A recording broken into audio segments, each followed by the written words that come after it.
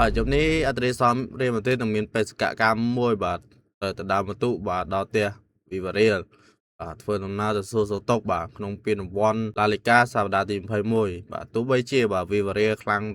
បាទក្នុងដីតែពិតមែនតែស្មារតីជើងឯករបស់រៀលម៉ាឌ្រីតបាទមិនដែលថយក្រោយឡើយបាទតើគ្រូវឹកថ្មី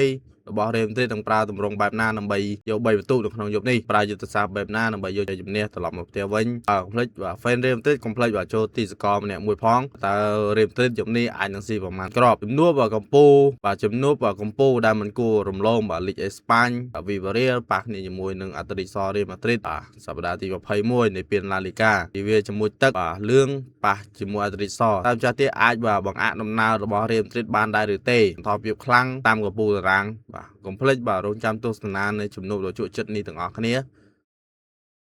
យប់នេះដឹងតែជក់ចិត្តហើយអេដមីនក៏មានការទូទាយបាទយករង្វាន់ផងដែរលេងមានដាក់នៅក្រោម profile បាទសូមអរគុណសូមជម្រាបលាអរគុណបងប្អូនដែលទស្សនាវីដេអូនេះពីដើមរហូតដល់ចប់កុំភ្លេចចុច like ចុច share និង follow ឲ្យមានម្នាក់